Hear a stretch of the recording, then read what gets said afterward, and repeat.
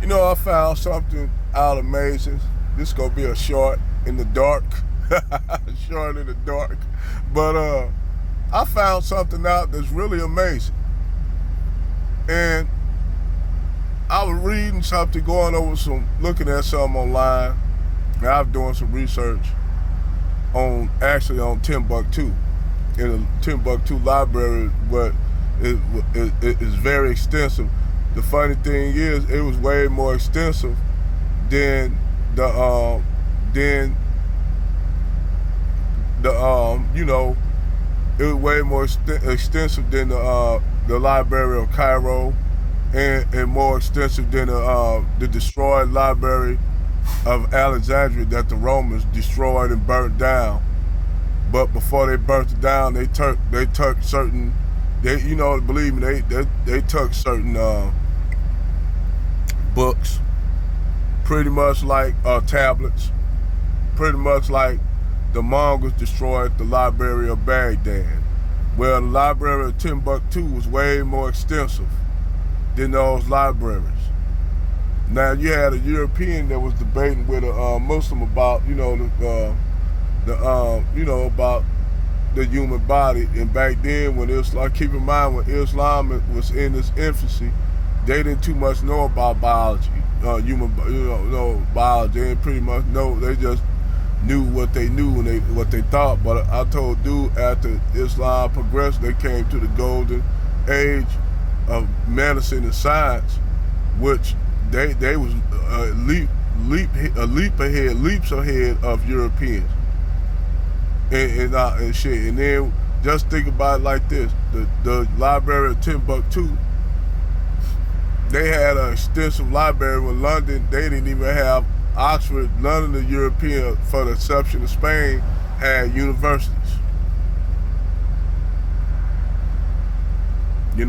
So this goes to show you that when you take up African history, and we ain't even talk about, the cities that the British destroyed. One of the cities that the building plan out of the city is way better than London. I mean, the city was so planned out well that even when the English destroyed it, they wanted to destroy that town, that city from mid. The city, I had like over 1 million people in it. They had public refuge where they had people pick up the trash.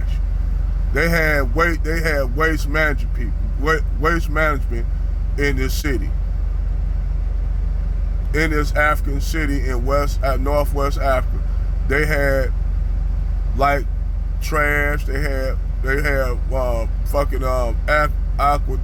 aqueducts and all this shit running through the city. They had aqueducts to get rid of wastewater when you crap and stuff like that, and it will all go to a tunnel they had underground. And then when that tunnel get full, they cap it up, cover it up, and they build another tunnel.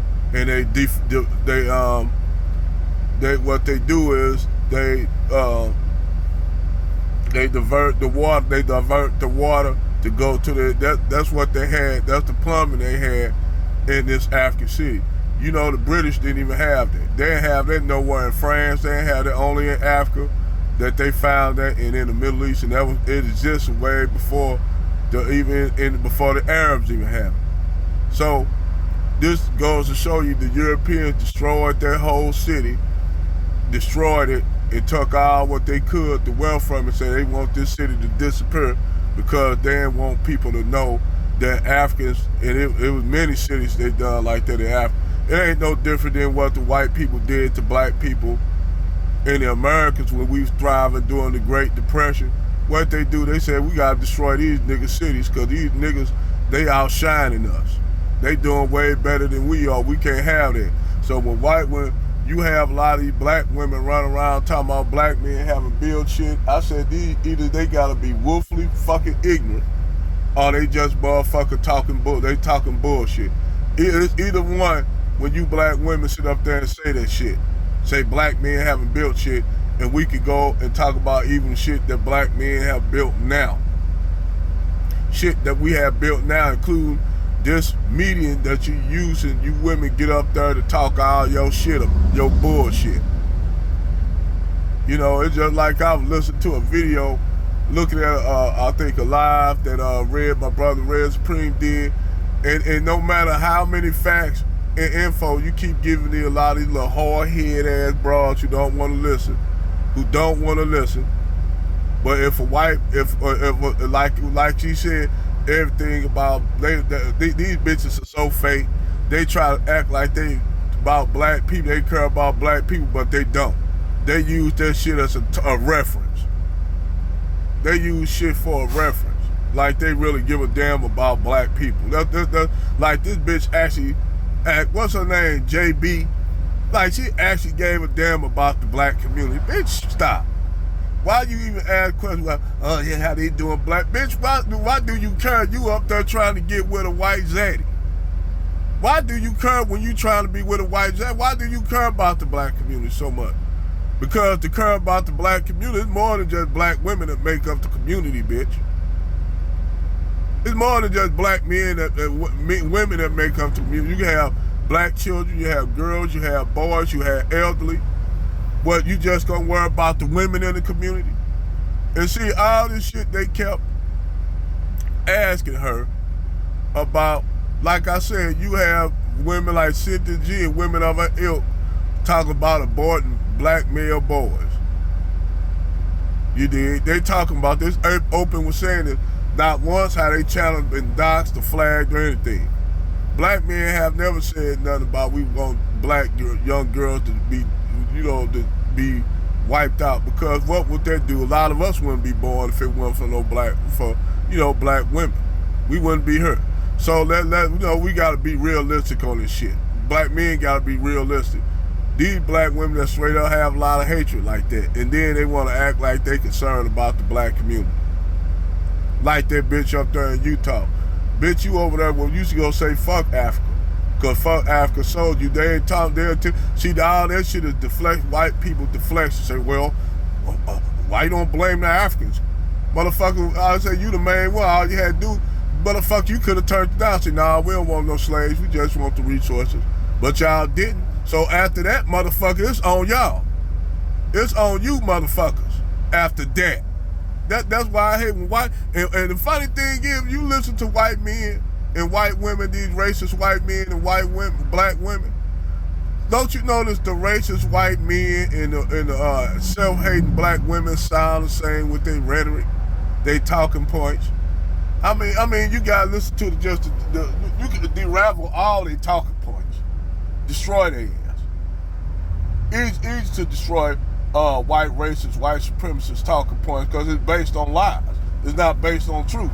And when it's based on a lie, that's why the fuck you think when Jason Black was debating with Jared Taylor and Richard Spencer, how they get motherfucking real, they get up against the wall, they start, like a dog trying to claw to get over the fence, but the wall's too fucking slick. That's how them motherfuckers do when you be catching them up.